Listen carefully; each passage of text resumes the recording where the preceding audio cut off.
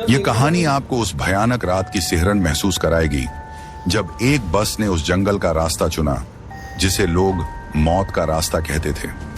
राजस्थान की ओर जा रही यह बस दिल्ली से रात के अंधेरे में निकली थी, जिसमें कुल 25 यात्री थे। बस के अंदर हल्की रोशनी थी, कुछ यात्री सो रहे थे, कुछ खिड़की से बाहर झांक रहे थे, तो कुछ आपस में धीमी आवाज में बातें कर रहे थे। लेकिन किसी को इस बात का एहसास नहीं था कि यह सफर उनकी जिंदगी का सबसे खौफनाक सफर बनने वाला था। बस के ड्राइवर रमेश ने जंगल के पास आते ही अचानक अजीब सा एहसास किया। उसकी हथेलियां पसीने से भीग गईं। कंडक्टर रवि, जो टिकट चेक कर रहा था, उसने भी महसूस किया कि माहौल में अजीब सा सन्नाटा छा गया है। हवा जैसे ठहर गई हो। पेड़ों के बीच से निकलती सड़क पर सिरहन दौड़ाने वाली ठंडक थी। लेकिन सबसे डरावनी बात थी कि जैसे ही बस उस जंगल के भीतर दाखिल हुई, बाहर की रोशनी कम होने लगी, जैसे अंधेरा उन्हें निगलने के लिए बढ़ रहा हो। अचानक बस के ऊपर एक जोरदार धमाका हुआ। ड्राइवर ने झटके से ब्रेक लगाए। सब यात्री चौंक गए। किसी ने पूछा, क्या हुआ? ड्राइवर ने बस से बाहर झांक कर देखने की कोशिश की, लेकिन घना अंधेरा था। तभी कंडक्टर रवि ने हिम्मत जुटाकर टॉर्च जलाई और बाहर देखा। कुछ नहीं था, लेकिन जब उसने ऊपर देखा तो उसकी चीख निकल गई। बस की छत पर कोई बैठा था।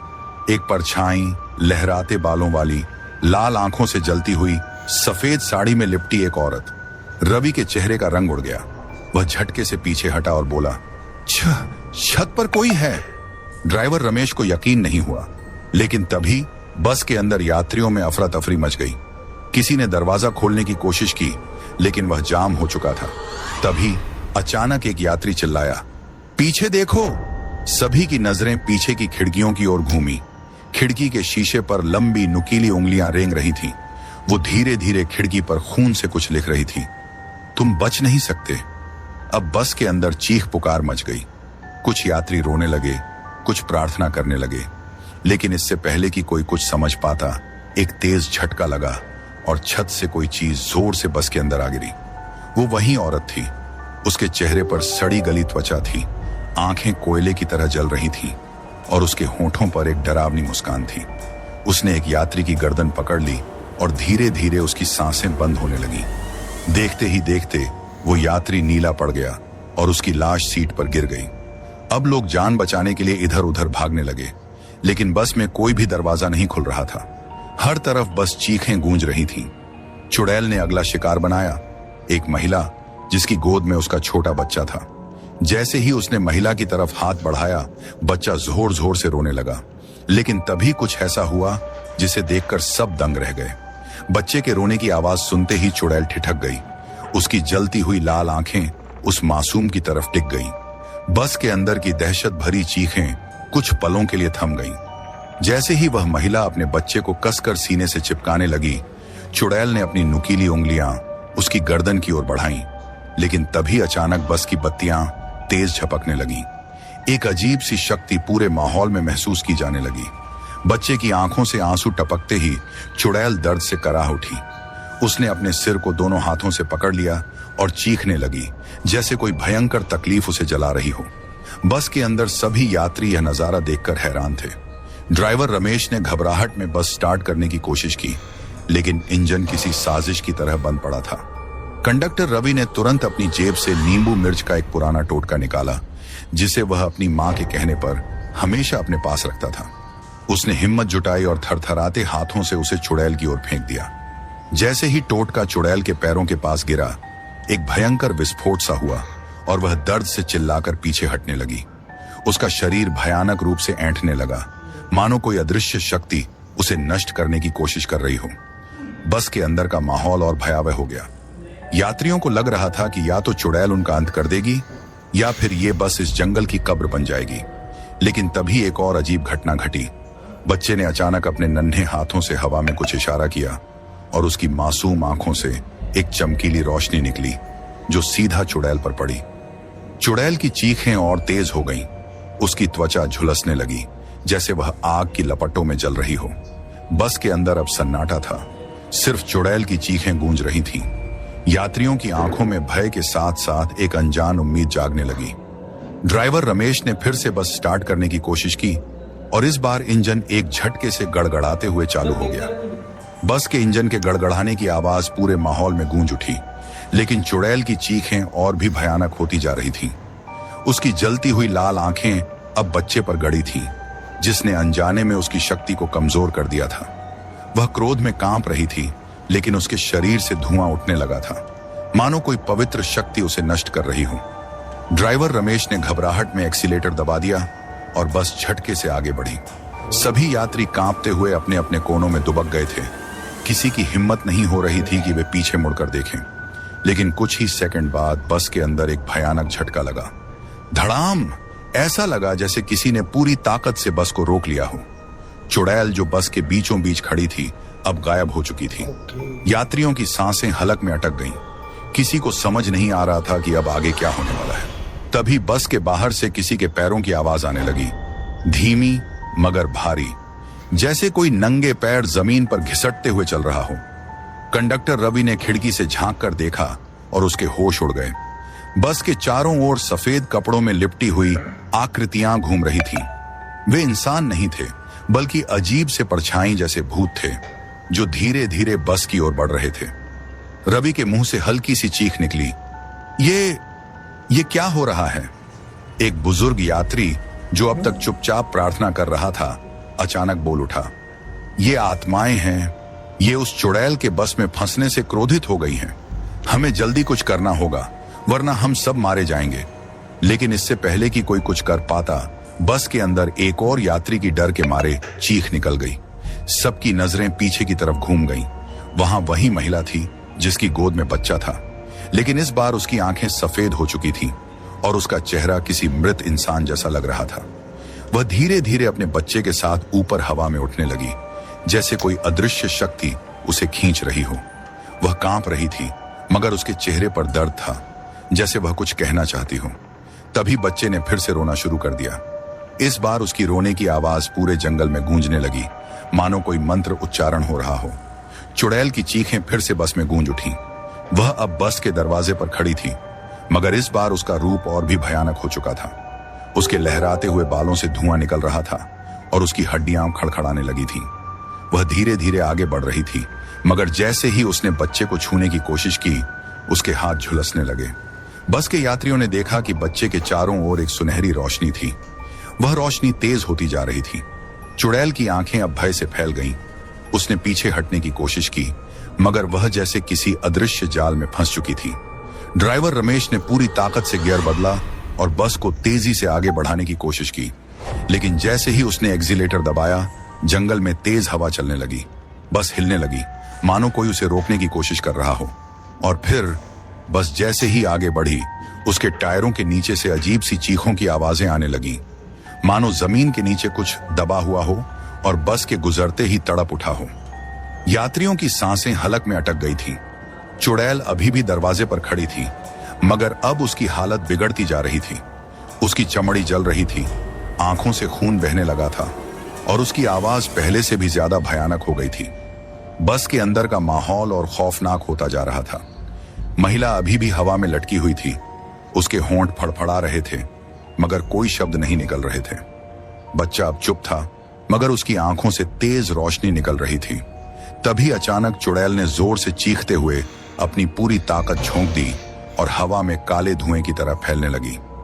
यात्रियों को लगा कि अब वह उन्हें छोड़ने वाली नहीं, लेकिन तभी उस बुजुर्ग यात्री ने कांपते हाथों से अपनी जेब से एक छोटा सा ताबीज निकाला। ये मेरी माँ ने मुझे दिया था, वह फुसफुसाया। इसे जलानी होगी, तभी ये खत्म होगी।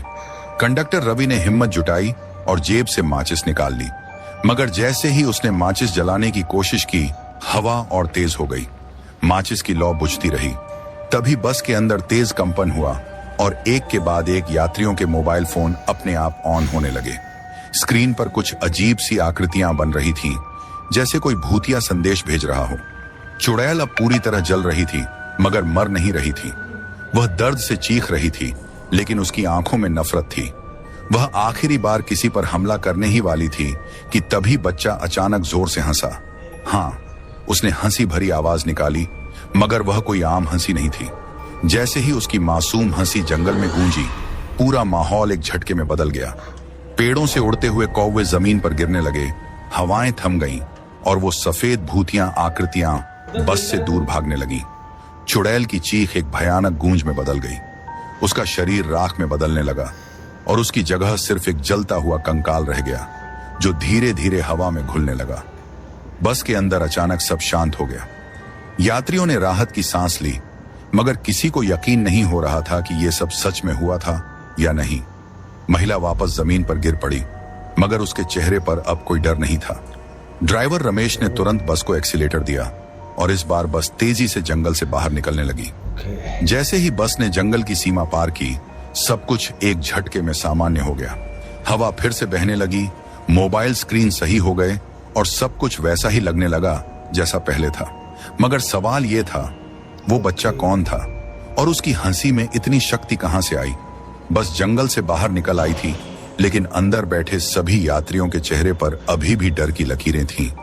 किसी को समझ नहीं आ रहा था कि आखिर अभी अभी जो हुआ वह सच था या कोई बुरा सपना। मगर जब उन्होंने अपनी सीट पर मृत पड़े उन यात्रियों को देखा जो चुड़ैल के शिकार बन चुके थे, तो उनकी रीढ़ में एक ठंडी सिहरन दौड़ गई। ड्राइवर रमेश ने अपने कांपते हाथों से स्टीयरिंग कसकर पकड़ा और पूरी ताकत से एक्सीलेटर दबा दिया। बस अब जंगल से निकलकर हाईवे पर दौड़ रही थी। बाहर की रोशनी फिर से सामान्य हो चुकी थी। दूर किसी गांव के मंदिर की घंटियां सुनाई देने लगी थीं, लेकिन बस के अंदर अब भी मौत का साया मंडरा रहा था। कंडक्टर रवि ने सबसे पहले उस महिला की ओर देखा जिसका बच्चा अभी तक उसकी गोद में था।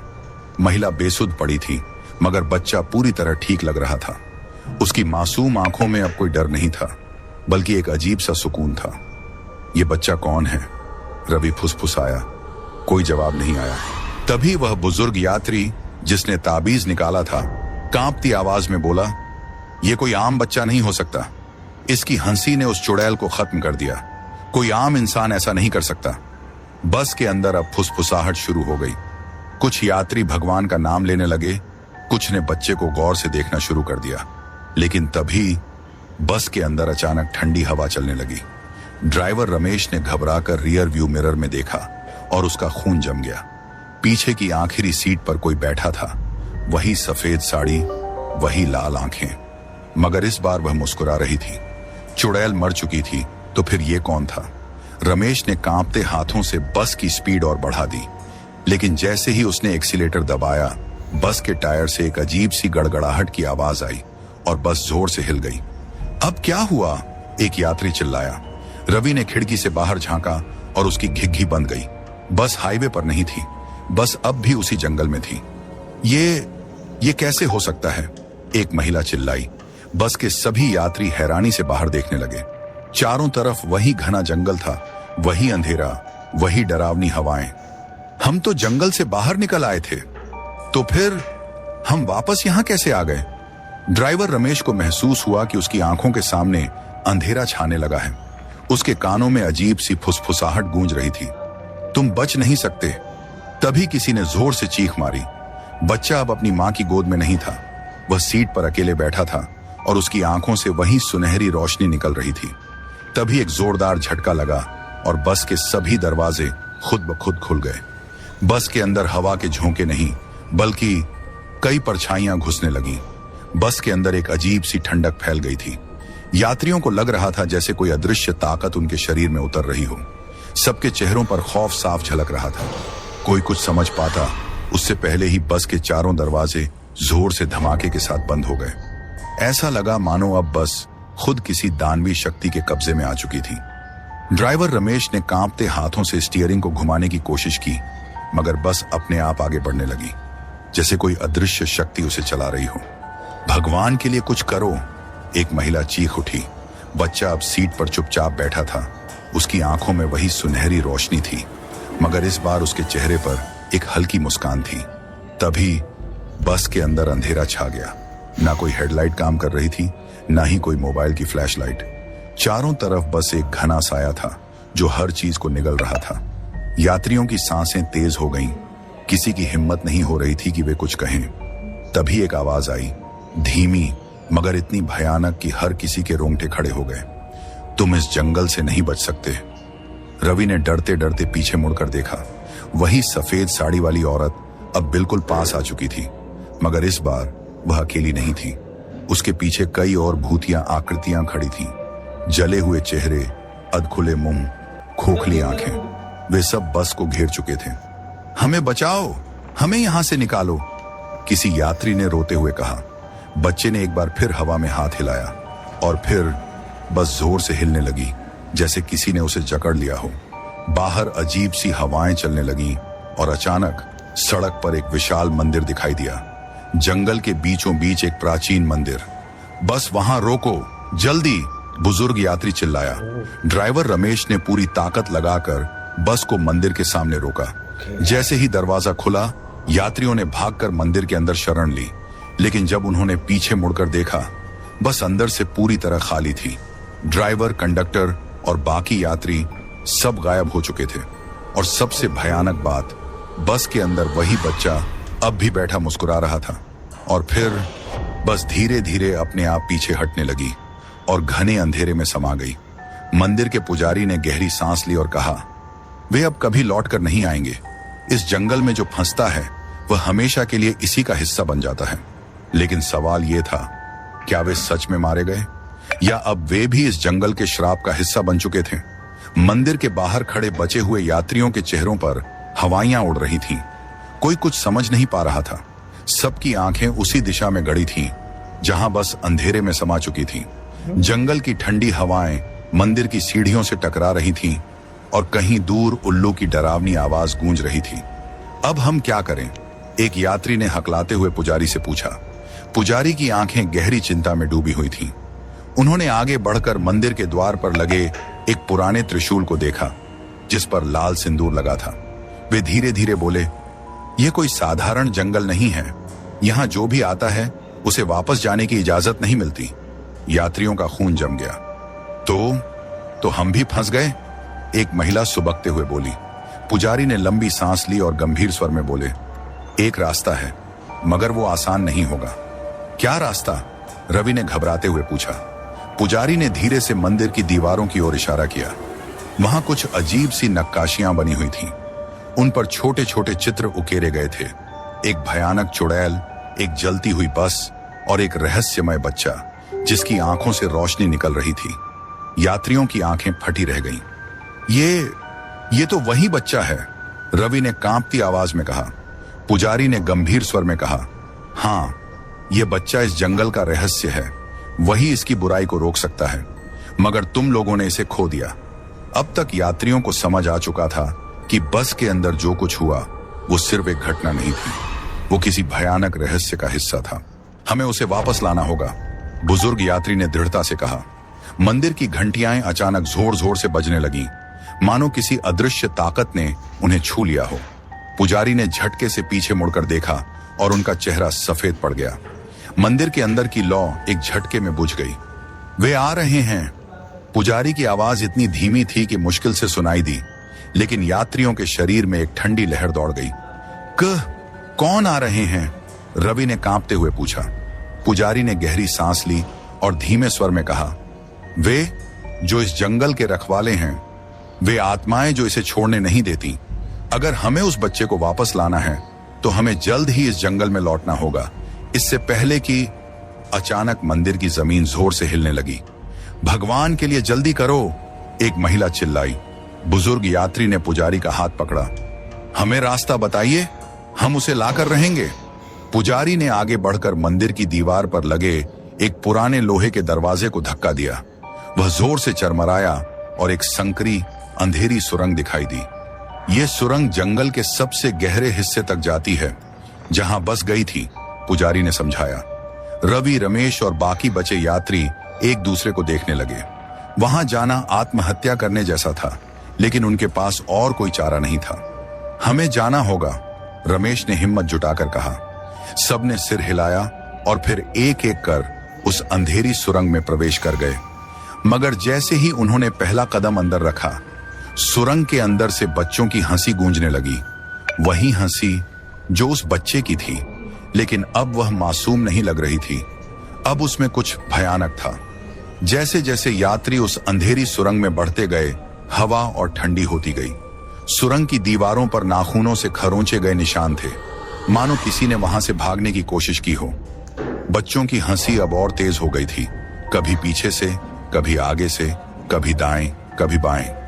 ये बच्चा है भी या कुछ और? एक महिला फुसफुसाई।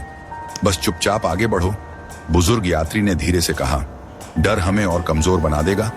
रवि ने अपनी जेब से एक पुराना टॉर्च निकाला और उसे जलाने की कोशिश की, मगर टॉर्च की रोशनी बहुत धुंधली थी। उसमें बस इतना उजाला था कि वे एक दूसरे को देख सकें। तभी सुरंग के आखिरी छोर पर हल्की रोशनी दिखी। देखो, बाहर का रास्ता। रमेश ने राहत की सांस ली। सबने अपनी रफ्तार तेज कर दी और रोशनी की ओर भागे। लेकिन जैसे ही वे बाहर निकले, वे दोबारा उसी जंगल में खड़े थे। चारों तरफ वही डरावने पेड़, वही अंधेरा और वही मौत सा सन्नाटा। नहीं, हम वापस यहां कैसे आ गए? एक यात्री रो पड़ा। ये जंगल हमें वापस खींच रहा है, पुजारी ने गंभीर स्वर में कहा। तभी एक झटका लगा और जमीन हिलने लगी। यात्रियों ने देखा, सामने वही बस खड़ी थी, मगर अब वह जल रही थी। लपटों में घिरी बस के अंदर से परछाइयां हिल रही थीं। जलती हुई खिड़कियों से झांकते चेहरों में वही यात्री थे जो बस में ही रह गए थे। ड्राइवर, कंडक्टर और बाकी सारे लोग, वे सब अंदर कैद थे। मदद के लिए हाथ बढ़ा रहे थे, मगर उनकी चीखें सुनाई नहीं दे रही थीं। और ठीक सामने की सीट पर बैठा था वही बच्चा, मगर इस बार वह हंस नहीं रहा था। वह बस अपनी चमकती आंखों से उन्हें घूर रहा था। हमें उसे बचाना होगा। रवि चीख पड़ा और भागने लगा। रुको, पुजारी ने चेतावनी दी, मगर तब तक बहुत देर हो चुकी थी।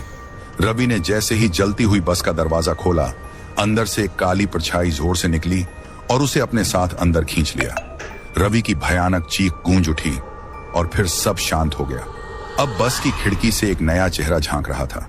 रवि अब उसी बस का हिस्सा बन चुका था। भगवान बचाओ, कोई बुदबुदाया।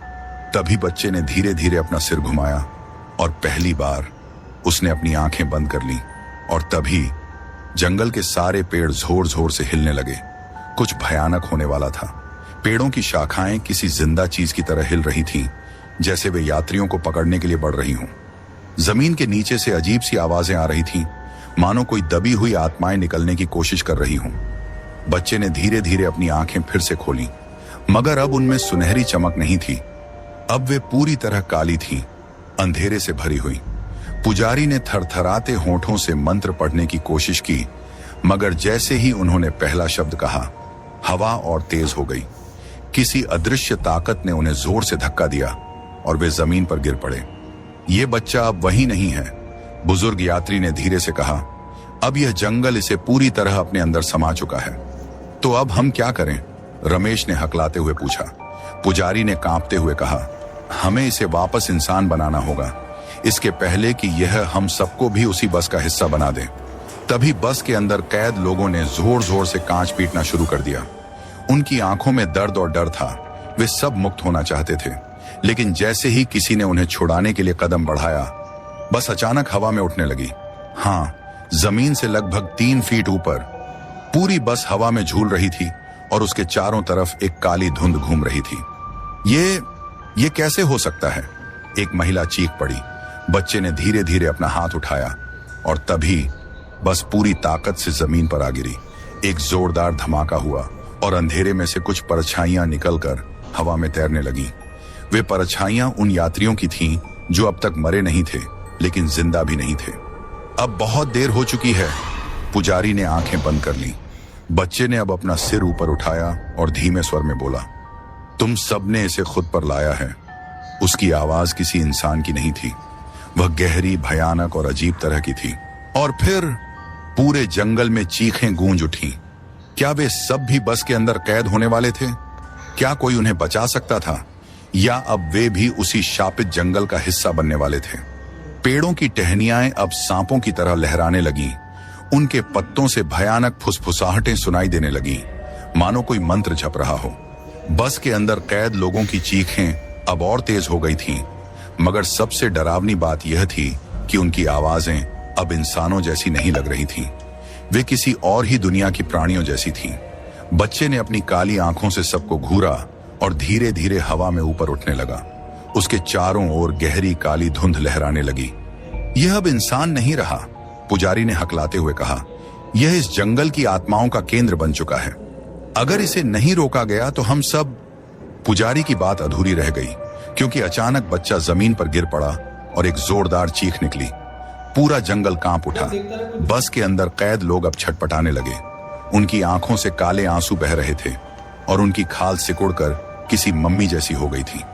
वे जिंदा भी नहीं थे और पूरी तरह मरे भी नहीं थे। रमेश ने घबराकर पुजारी की बांह पकड़ ली। हमें कुछ करना होगा। पुजारी ने जल्दी से अपने गले से रुद्राक्ष की माला निकाली और उसे जमीन पर एक गोला बनाकर रख दिया। सब इसके अंदर आ जाओ, जल्दी।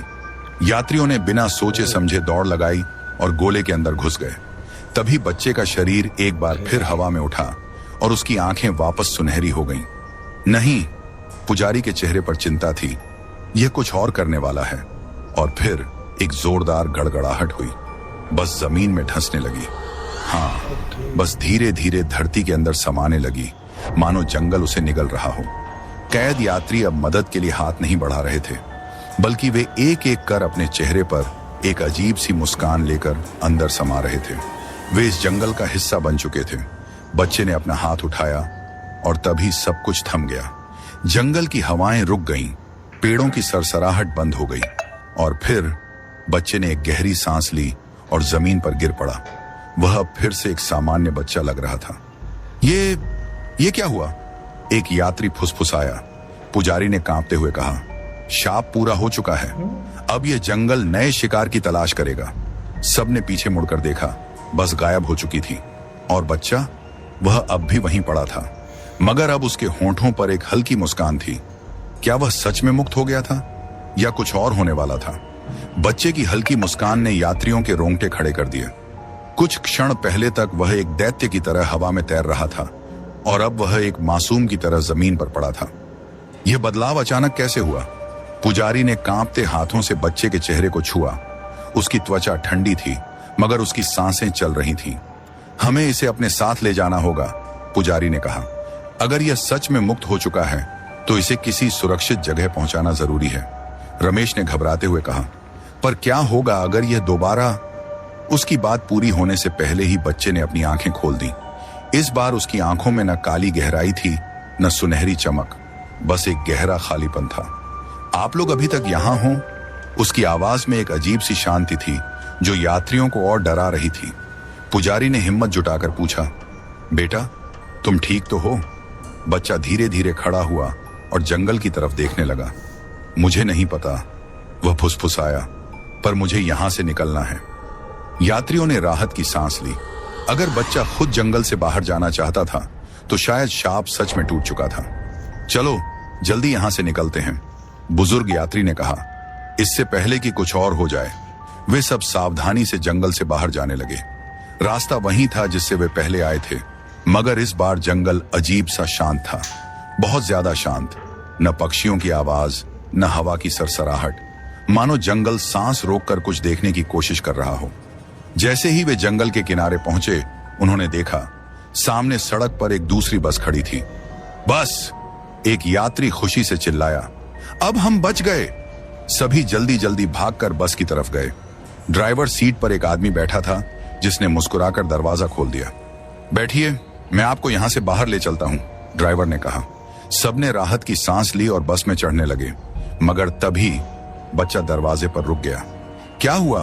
पुजारी ने पूछा। बच्चे ने धीरे धीरे ड्राइवर की तरफ देखा और धीरे धीरे फुसफुसाया, यह बस असली नहीं है। यात्रियों के दिल जोर से धड़क उठे। क्या मतलब? रमेश ने हकलाते हुए पूछा।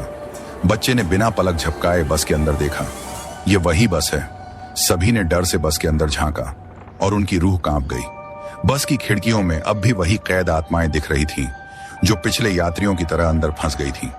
वे मुस्कुरा रही थीं, मगर उनकी मुस्कान मौत से भरी थी।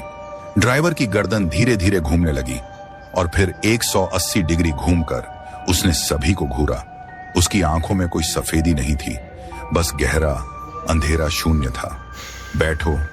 उसकी आवाज अब इंसानी नहीं थी। यात्रियों के कदम जड़ हो गए। अब उनके पास दो ही रास्ते थे, या तो इस बस में बैठकर अज्ञात अंधेरे में खो जाएं, या जंगल में वापस भागें। पर जो भी रास्ता चुनते, मौत उनके लिए इंतजार कर रही थी। बस के अंदर बैठे यात्रियों की आंखों में अजीब सी चमक थी। उनकी मुस्कान ज्यादा चौड़ी और अस्वाभाविक लग रही थी, मानो कोई अदृश्य ताकत उनके चेहरे को खींच रही हो। ड्राइवर अभी भी उन्हें घूर रहा था। उसकी गर्दन अब भी उलटी थी, मगर उसकी मुस्कान धीरे धीरे और भयानक होती जा रही थी। बैठो। उसकी आवाज और गहरी और डरावनी हो गई। बच्चे ने धीरे से पुजारी का हाथ पकड़ा और फुसफुसाया, अगर हमने इस बस में कदम रखा तो हम कभी बाहर नहीं निकलेंगे। पुजारी के चेहरे का रंग उड़ गया।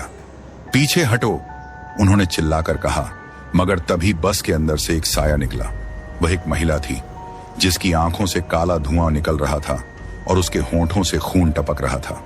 हमारा साथ दो, उसने सिर झुकाकर कहा, यह जंगल तुम्हारा इंतजार कर रहा है। यात्रियों ने दहशत में पीछे हटना शुरू किया, मगर तभी बस का दरवाजा जोर से खुल गया। एक भयानक खिंचाव यात्रियों को अपनी तरफ खींचने लगा, जैसे कोई अदृश्य ताकत उन्हें बस के अंदर खींच रही हो। नहीं, रमेश जमीन पर गिरते गिरते चिल्लाया। बच्चे ने तुरंत अपनी जेब से एक पुरानी जली हुई लकड़ी निकाली और जमीन पर घसीट दी। लकड़ी के स्पर्श से जमीन जलने लगी और एक गोल घेरा बन गया। खिंचाव अचानक रुक गया। बस की खिड़कियों में बैठी आत्माएं अब कांपने लगी थीं। उनकी मुस्कानें गायब हो चुकी थीं। ड्राइवर की गर्दन एक झटके में सीधी हो गई और उसने बच्चों की तरफ देखा।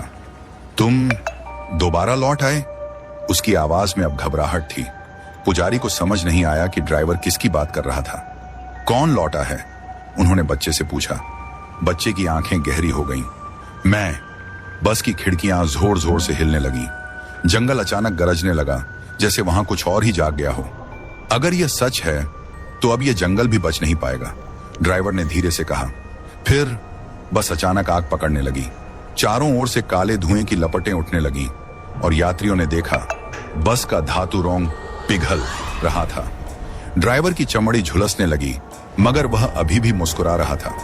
शुरुआत हो चुकी है। यात्रियों ने हैरान होकर बच्चे को देखा। क्या तुम जानते हो कि यह सब क्या है? बच्चे ने धीरे से सिर झुका लिया। हाँ, ये मेरी ही गलती थी। बच्चे के शब्दों ने सबको सन्न कर दिया। जंगल की हवाएं रुक गईं, बस की जलती हुई लपटें और तेज होने लगी और आसमान में एक अजीब सी चीख गूंज उठी। तुम्हारी गलती? पुजारी ने कांपते हुए पूछा। बच्चे ने सिर झुका लिया। बहुत पहले मैंने इस जंगल में कुछ किया था, कुछ ऐसा जिससे यह शाप जाग उठा। यात्रियों की सांसें तेज हो गईं। क्या किया था तुमने? रमेश ने घबराकर पूछा। बच्चे की आंखों से आंसू टपकने लगे, मगर वे आंसू काले थे, राख की तरह। मैंने मौत को धोखा दिया था। बस की खिड़कियों से कैद आत्माएं अब और जोर से चिल्लाने लगी। मैं इस जंगल में मर चुका था। यात्रियों की रीढ़ में ठंडक दौड़ गई। बच्चे ने अपनी हथेली खोली और वहां एक टूटी हुई घड़ी पड़ी थी। रक्त से सनी हुई उसकी सुइयां एक ही समय पर अटकी थी। रात 12:03। उसी दिन मेरी आत्मा को इस जंगल ने बांध लिया और जब तक यह शाप पूरा नहीं होगा, कोई यहां से जिंदा नहीं जा सकता, पुजारी ने कांपते हुए कहा। फिर इसका अंत कैसे होगा? बच्चे ने धीरे से मुस्कुराया। मेरे मरने से। उसने अपनी जेब से एक टूटा हुआ चाकू निकाला, जिसकी धार पर काले धब्बे थे। जब तक मैं जिंदा हूं, यह जंगल लोगों को निगलता रहेगा। हर बार कोई ना कोई इस रास्ते से गुजरेगा और यह बस फिर से दौड़ेगी, यात्रियों को अंदर खींचेगी, उन्हें एक एक कर मार डालेगी, जब तक कि कोई और मेरी जगह लेने ना आ जाए। यात्रियों की आंखें डर से फैल गईं। नहीं, पुजारी ने बच्चे का हाथ पकड़ लिया। कोई और तरीका होगा। बच्चे ने धीरे से पुजारी के हाथ से खुद को छुड़ा लिया। अब बहुत देर हो चुकी है। जंगल में अचानक जोरदार गड़गड़ाहट हुई। बस पूरी तरह आग में घिर चुकी थी और खिड़कियों में अब आत्माएं नहीं दिख रही थीं।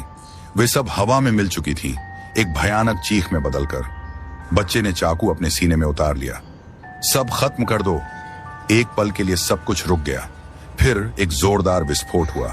पूरी बस जलकर राख बन गई। जंगल में आग की लपटें उठीं और चारों ओर जलने की गंध फैल गई। यात्रियों की आंखों के सामने सब कुछ खत्म हो रहा था। बच्चा जमीन पर गिर पड़ा। उसके चेहरे पर शांति थी और फिर सब अंधेरा हो गया। अगली सुबह सड़क पर एक सरकारी बस धीरे धीरे गुजर रही थी। ड्राइवर ने एक यात्री से पूछा, भाई साहब, सुना है ये जंगल श्रापित है, सच है क्या? यात्री ने हंसते हुए कहा, अरे सब अफवाहें हैं। देखो ना, हम आराम से जा रहे हैं। ड्राइवर भी हंस दिया, मगर तभी बस के रियर व्यू मिरर में एक परछाई झलकी। वही बच्चा अब ड्राइवर सीट पर बैठा मुस्कुरा रहा। तो दोस्तों, ये थी हमारी आज की कहानी। आपको ये कहानी कैसी लगी कमेंट में अवश्य बताएं।